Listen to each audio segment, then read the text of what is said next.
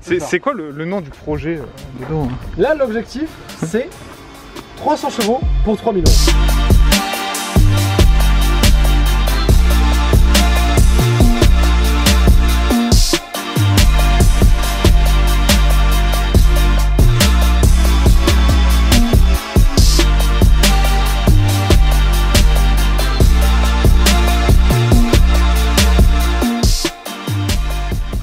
Voilà le chargement, donc on a pas mal galéré parce que du coup je suis allé la chercher à Lloret Delmar. Il y a eu 4 heures de route pour aller à l'aller, plus du coup pour la récupérer, donc on a mis facile 1 heure ou 2, tout attaché tout ça, et après du coup on est parti, et puis voilà, à 1 heure, et puis nickel quoi, on y est, on s'est posé au gîte en France, donc là on est en France, et du coup voilà, et départ demain, donc dimanche, pour la ramener, et après commencer les bêtises. Là il y a plusieurs défauts. Hop, donc ouais, il y a pas mal de carrosserie à refaire. Mettre un bon coup de propre. Regonfler les pneus. Mais sinon, l'intérieur est fort sympathique. Je vous filmerai ça plus tard.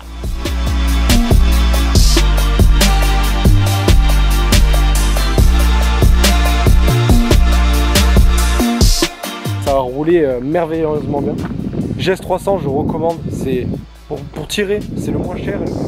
Truc de fou, tu te retrouves à 140 alors que la voiture force pas, la boîte de vitesse, aucun souci. Franchement, pour tracter, il faut passer l'éthanol.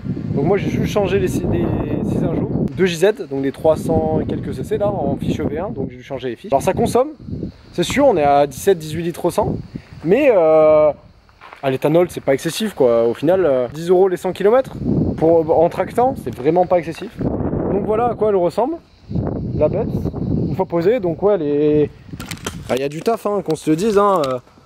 Les jantes sont mortes, il va falloir faire un déglaçage vite fait des freins, il va falloir regonfler les pneus. Je vais aller démarrer tout ça et préparer un peu à la descente. Là je vous filme ça.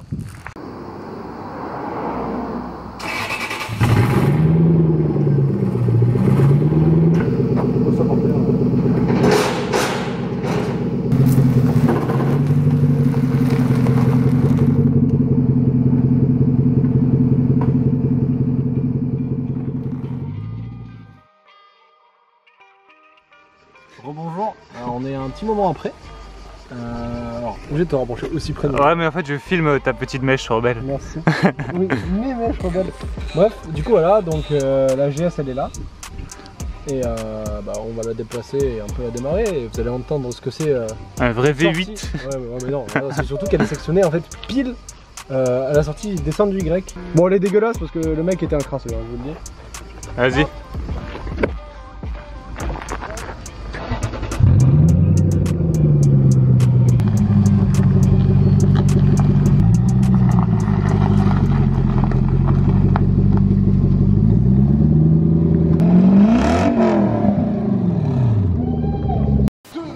En fait, je peux pas rouler tranquillement avec.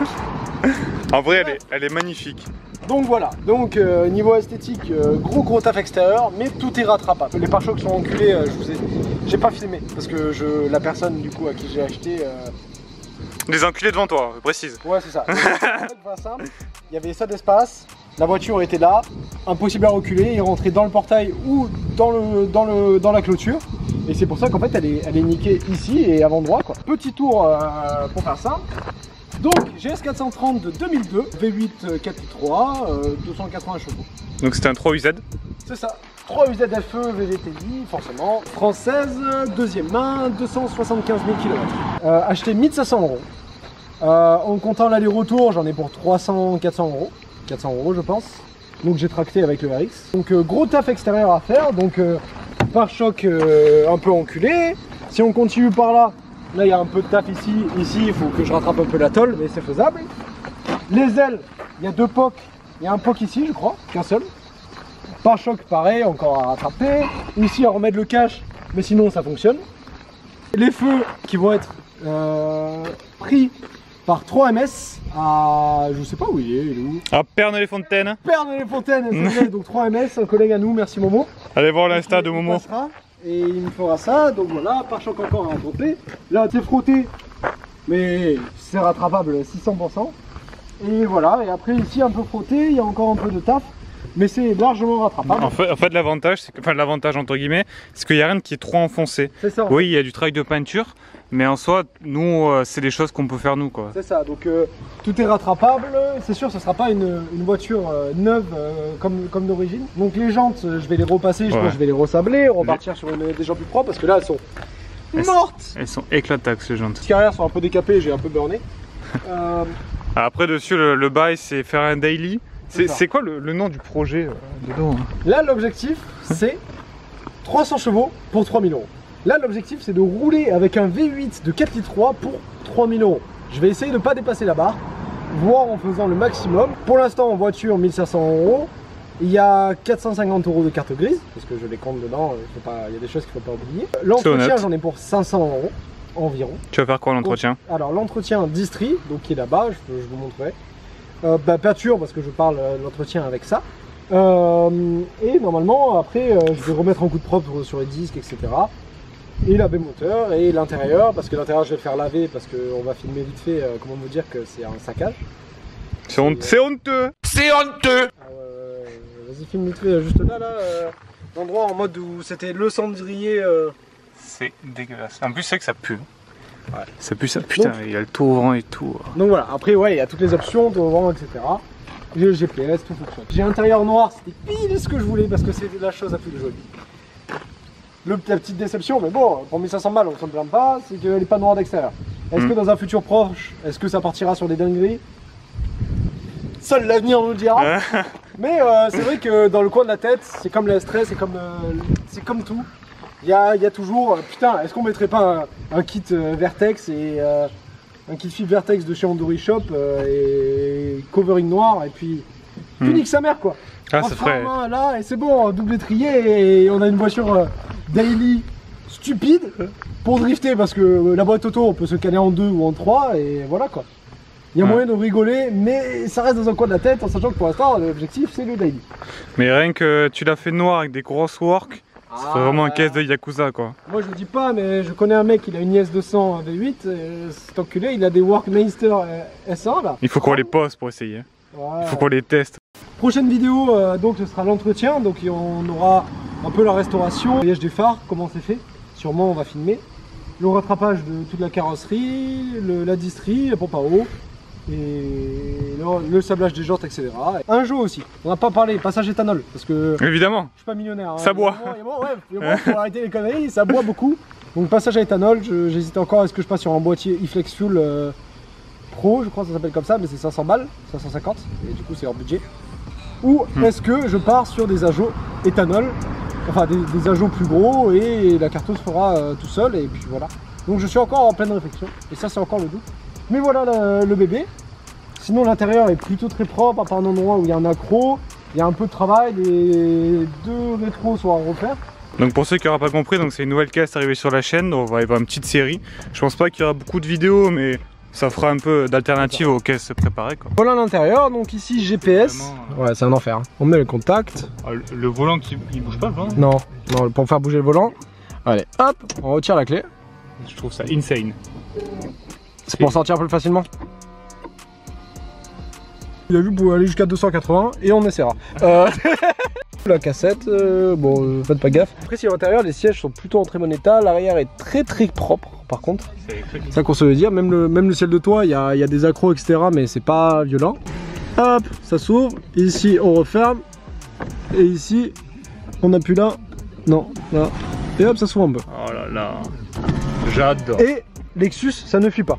Yep. Donc ça, après il y a aussi le rattrapage, va falloir que du coup que je rattrape les sonos, que celle-là qui fonctionne, et ça abat un peu, donc du coup tout le reste ne fonctionne pas. Full électrique l'intérieur. Là je vois que tu as les différentes positions selon les conducteurs. Et donc là, bon on voit pas, et en plus c'est vraiment sale. C'est honteux de présenter une voiture comme ça. Mais voilà, donc ouais, tout est électrique, ici c'est pour gonfler ou pas. Regardez, ouais. Je sais pas si on voit. Ouais. Le froc, hein. J'ai même encore tous les trucs, là, guide, ici j'ai le bienvenu, là j'ai Lexus Euro, guide de concessionnaire, garantie, entretien, et voilà, donc avec le cric, j'ai toute la roue de secours, et après le bébé, on ouvre ici, et encore, moteur, j'ai passé un petit coup petit coup de propre. Et voilà le baby. Bon, il y a un joli cache, hein. C'est joli, c'est tout beau. C'est ça qu'il faut filmer. Mais voilà, 4,3 litres à l'intérieur, et c'est assez propre. Donc en fait, on a eu un souci, c'est que j'ai remarqué qu'il y avait des rats. Petit fil de clignotant, donc ça m'a fait sauter le relais, etc. Donc j'ai un peu de rattrapage à faire. 3 UZ à feu. C'est quoi la différence avec un UZ? Donc un UZ, c'est ce qu'il y a là-bas.